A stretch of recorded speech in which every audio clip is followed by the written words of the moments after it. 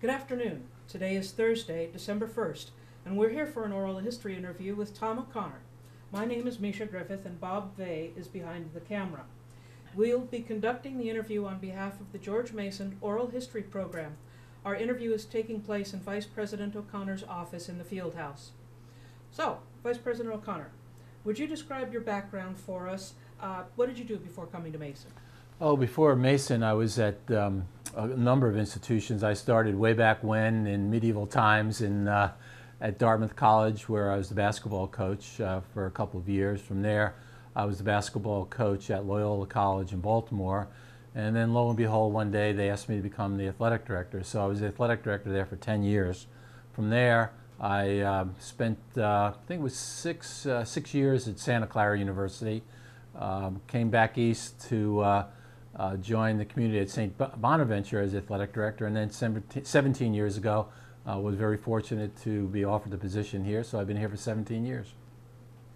And how did you end up coming to Mason?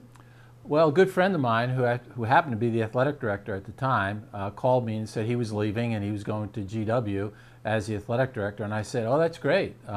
We'll be in the same league in the Atlantic 10. He said, well, I think you should think about George Mason. So I applied for the position, had a couple of interviews, fell in love with the campus, thought it was the right fit for me, and I guess they thought I was the right fit, and I was fortunate enough to be hired. You were the head coach at the high school and college level. Why did you move up to the athletic administration? And also, to follow that up, what sort of responsibilities does an athletic director have? Well, second part, the responsibilities is you have the breadth and scope of the entire department.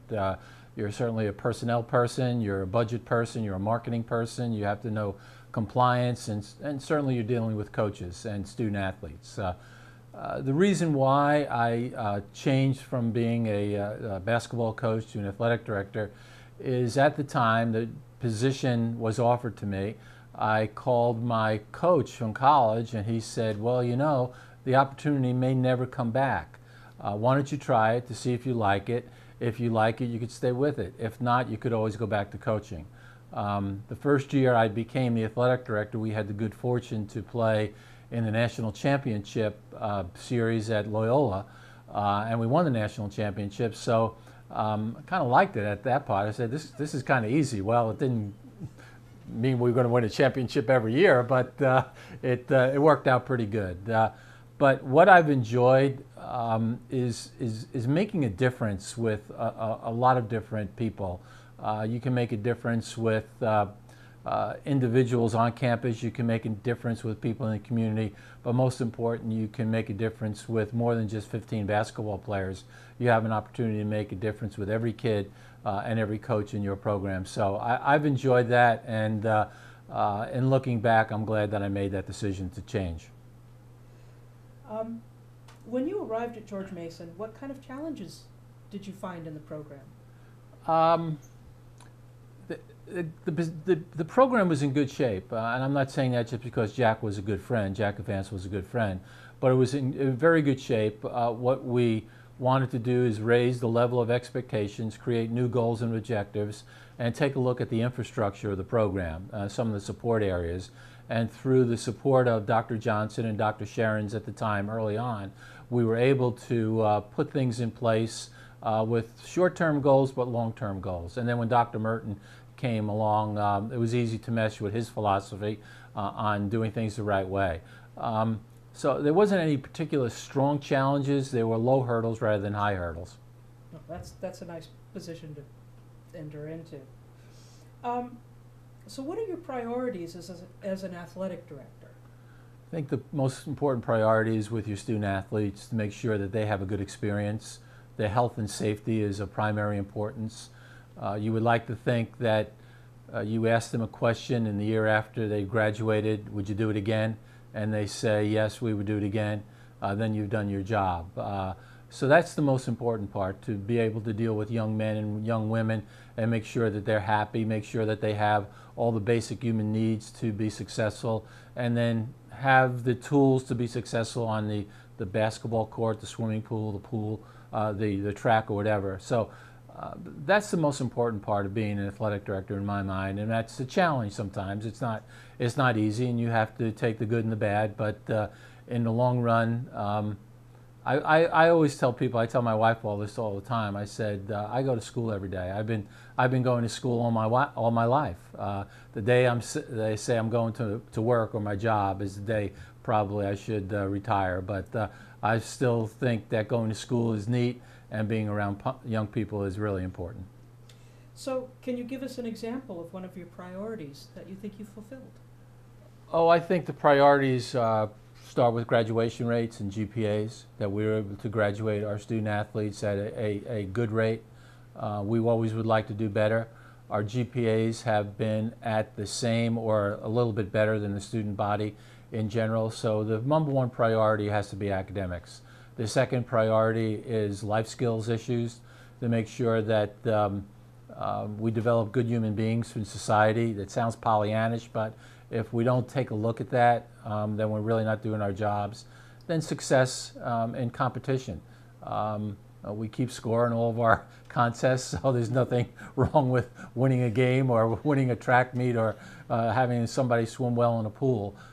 So we make sure that we have the good facilities, the great coaches, and strong student athletes to be able to maintain that. But first and foremost, we always have to remember that we're an academic institution, and that's our goal and objective, to educate people.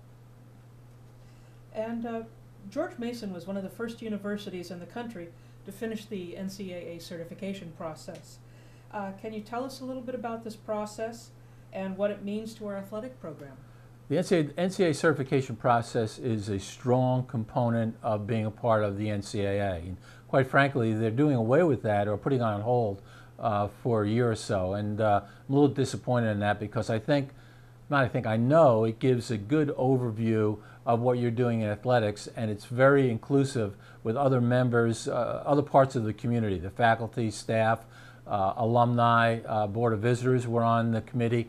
And it took a look at, again, the depth and breadth of our program to make sure that all of our policies and procedures, everything we were doing was the right way. Not only in a compliance standpoint, but are we treating our athletes the right way? Are we funding them the right way?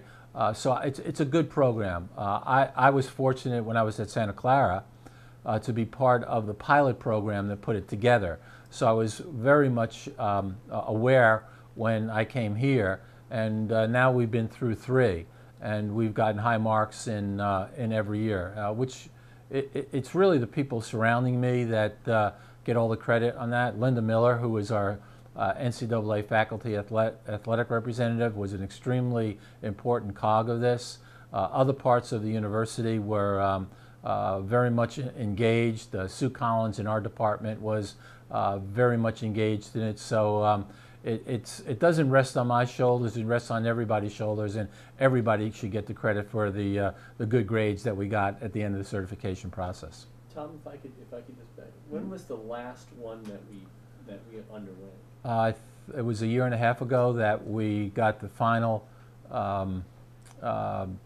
grades on it, I should say. Sort of like an accreditation. Exactly, it's like a Southern States accreditation, and so it's a two and a half year process, and as I said, very inclusive, and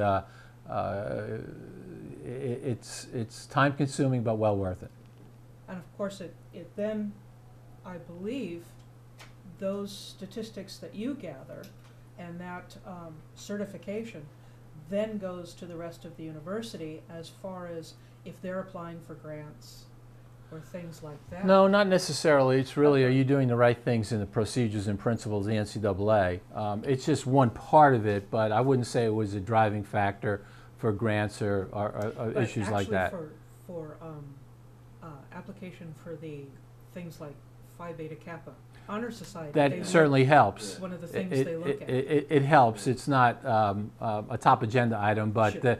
It's better to be on the plus side and on the negative side on that. Mason was not only compliant with Title IX regulations, but has become a model for other universities. How does this benefit our athletics program? Well, I like to look at Title IX as something that we're told to do, and we have always taken a good hard look that we want to do. And it's not only a participation issue with us in terms of the rules of Title IX, but the opportunity to succeed. So our men's and women's program are funded in a sense that it gives both men and women the opportunity to succeed as well as participate. But if it's just an outside agency telling you what to do, then you don't have your heart and soul into it. We put our heart and soul into it, and we believe in it.